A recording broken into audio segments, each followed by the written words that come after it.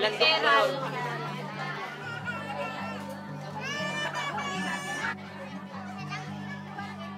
Gusto ko sana magpaanak dito, mag-regular paanak dito. Ano naman gawin namin dyan? Building lang pinatayo. Wala naman kaming gamit. Ito yung prenatal room ko dati. Meron yan kami, katre lang yung laman nito.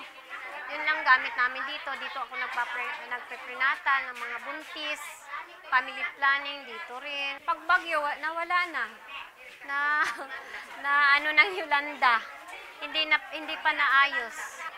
Since na nag-Yolanda, November hanggang ngayon, 1 year na nung November, hindi pa naayos. Lahat na. Doktor, nurse, midwife, lahat na. Yung nag-aaway yung mga military, tsaka yung mga nasa labas. Minsan, nandyan ako sa gitna. Kaya minsan, yung pinapasa Diyos ko na lang. Isa pa lang. Hindi sila marunong magsulat. Lalo na yung mga matatanda. Hindi lang, yung mga bagong ano lang siguro yung marunong ano sila ng pangalan. Karamihan sa kanila dito, yung mga, may mga edad-edad na, lahat takman. Mahirap. Pero kayang-kaya kasi yung commitments mo sa mga tao. Tsaka hindi na namin iniisip yung mga hirap. Pag nakikita mo yung mga tao, lalo na yung masigla, walang sakit, masaya na kami. Hindi ako titigil hanggat hindi ako nagre-retire. Tsaka nakikita ko yung mga tao na okay yung ano nila, yung kalagayan nila sa health.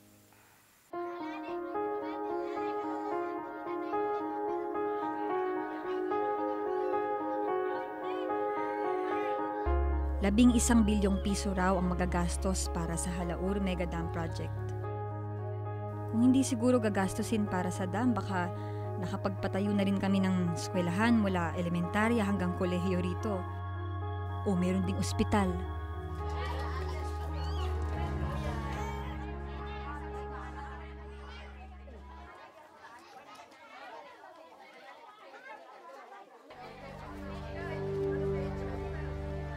Panay River Basin Development Project. Mukhang ang problema ng mga tumandok sa Iloilo ay may kakambal pala sa Capiz. Hindi lang pala isang dam ang gusto nilang itayo.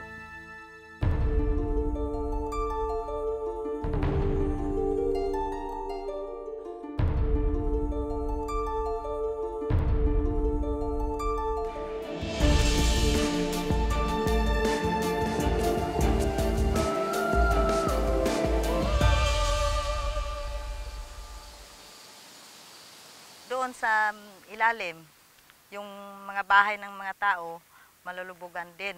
Napapunta dito, pupunta sa aming mga public cemetery, doon sa kabila, malulubugan din ng tubig na pag makatayo na yung dam. Tapos maraming maapektuhan ng mga tanim ng yun ang kinakuhaan ng mga tumandok, ng mga pagkain araw-araw. Wala kaming mapuntahan kasi dito lang kami nakatira at naghanap buhay para magkapagkapakain sa aming mga pamilya.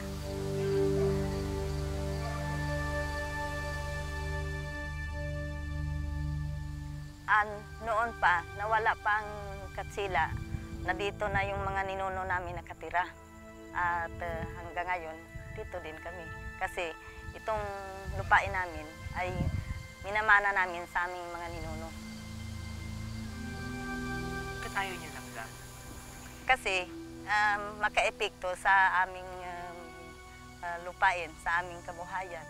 Wala nang mataniman at wala nang matitirahan ang mga pumulong tumandok dito pag nandyan na naka-operate yung proyektong dam. Sinasabi nila yung dam, makakatulong yun para magkaroon ng irigasyon sa ibang lugar, magkaroon ng kuryente. Tama sila, pero sa kanila lang yun. Hindi naman namin mapakinabangan dito ang irigasyon kasi mataas. Dito naman kami nakatira sa tuktok ng bundok. At tapos, hindi naman libre yun lahat pag mag-operate na. Siyempre, wala naman kaming pang sapat na pangbayad yung sa elektrisidad yung tinatawag. Paano kami makabayad? Kaya wala na kaming kukuhaan ng pangbayad. Kaya wala naman kaming lupang tataniman at lumulubog na din itong buong yung namin barangay dahil sa dam yun na yun.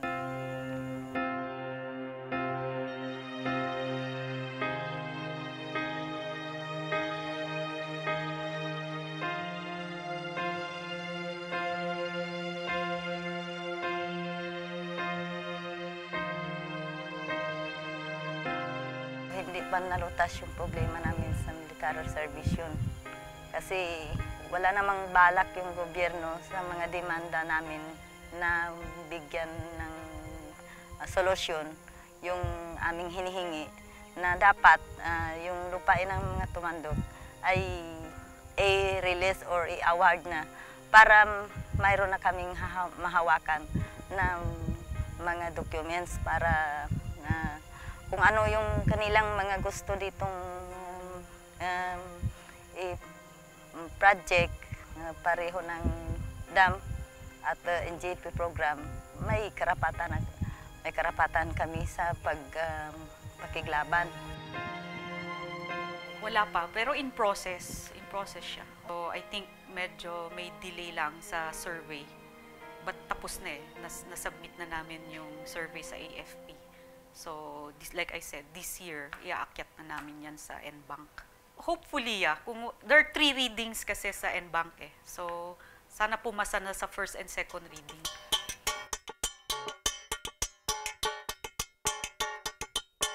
Nagagalit ako kasi parang walang awa yung gobyerno.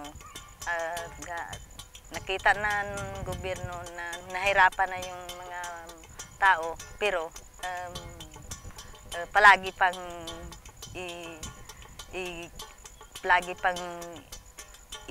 yung proyekto nila na hindi na kailangan ng tao. Kailangan ng tao yung livelihood program, dagdag ng educate ng pag-training sa agrikultura. Yun ang sagot ng gobyerno. Sa aming panindigan bilang mga pumulong tumandok, kahit pabilihin kami ng malaking pangbayad, hindi namin ipapalit yung aming lupain. Kasi hanggang sa masunod na henerasyon ay mamanahin din ito ng aming mga kaapuhan.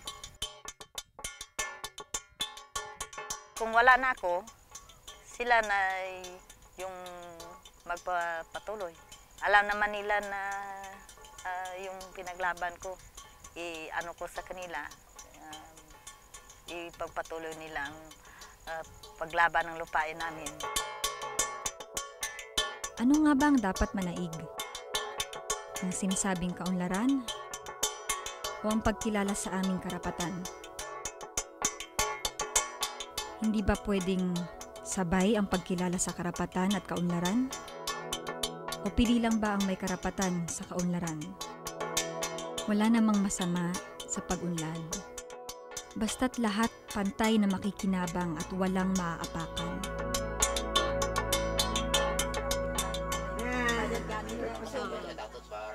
Amo da gani nga sa dukaron ginaaway natin sa legal nga proseso.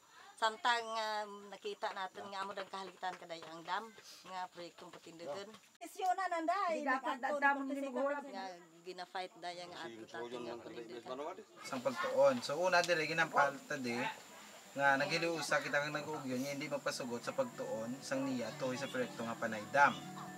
Bangod at hagkaklaro sa amon nga mga tumandok nga hindi kami makaganar sa sini nga proyekto kag sa pagkamatuod makaguba pa sang amon kabuhi ket palangabuhian.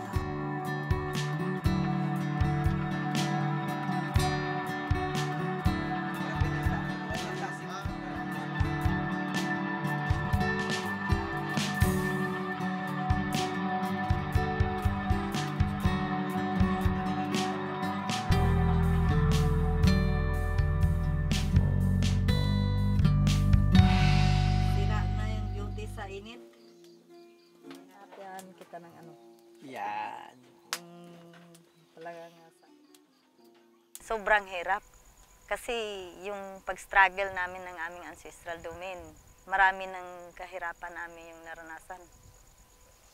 Marami nang namamatay para lang kalabanin yung gobyerno sa lupain namin.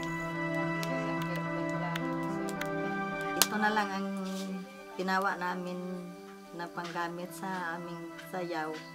Coins piso na lang. Kasi noon, yung mga genuine naming coins na ginawa at na itong pudong ay nawala na. Time ng martial law, ninakaw nila yung aming mga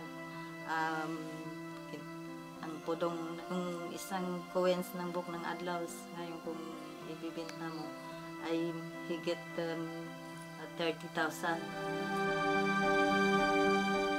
Gusto naming i-submit ito sa opisinahan ng Panguluhan para malaman niya ang aming panindigan.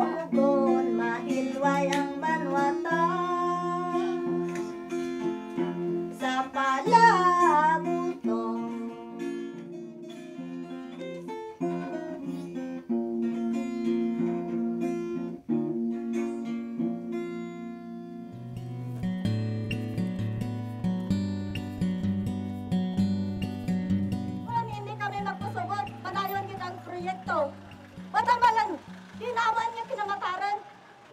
Amo daw kasakit. Kung ang interes galing ka gobyerno, ang magpangibabaw, amo daw kasakit galing. Hindi kami lumalaban, parang apihin lang kami. At yung aming mga karapatan ay hindi pagpakinggan ng gobyerno. Dapat ipaglaban namin at magbuo kami ng mga plano para ipakita namin sa gobyerno na hindi kami natatakot sa kanila hanggang sa may hininga ko. Yun ang aking panindigan.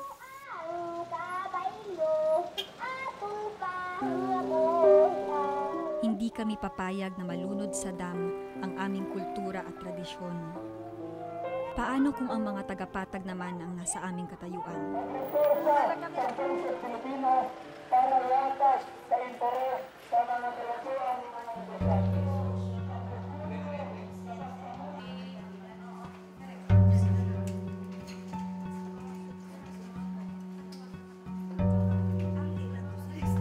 Hindi tama makabenepisyo ay pakamit pangabuyan gaba pa. Sino ang gobyerno naman masuportar pagkaan ng pag-eskwela bata mo? Wala. Maka-investigate namin yan. Ngayon, yung issue po na no consent kayo sa DAP, karapatan po niyo. Ang gagawin po ng MCIUN at dapat na ginawa is inocument at magiging parte ng documentation namin. Aakyat yan hanggang sa NBank namin. No? Kung ano yung desisyon nila, nasa sa kanila yun, hindi po namin yan. Wala sa powers po namin yung sa level namin. Kami ma'am, solido kami sa panay, nanindigan kami. Mayroon kaming dala ditong iba, submit sa yung office na yung panindigan ng community ng Katayan. Napa-receive na yan. Isang barangay pa lang yan. Susunod pa yung PIC 1 naman. Mabuti naman at na pinaabot namin kay Director Gallardo yung hinihiling namin matutulong yun. Nawagan din kami sa gobyerno para mabigyan solusyon ng aming lupaing minamana sa aming mga ninuno. Dapat na ibigay ng gobyerno ang aming hinihingi nga mga pumulong tumandok at huwag kaming dalhan ng mga proyekto ng makapatay sa mga pumulong tumandok. Mabuhay mga tumandok! Nakataga sa lapida ng isa sa mga binukot. Lupa, bawion. Bawiin ang lupa. Ito rin ang paulit-ulit na sinasabi ng mga awit at epiko ni Lola Feliza.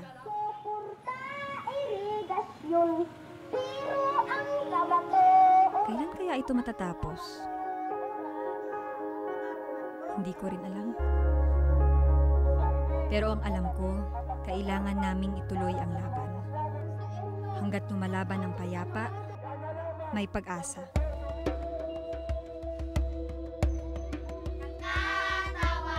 Karugtong ng aming buhay ang aming lupain. Kaya sana, sa paglipas ng panahon, tuluyan na naming makamit ang lupang minana namin. Ako ay isang tumandok. At taas noo kong suot ang pudong.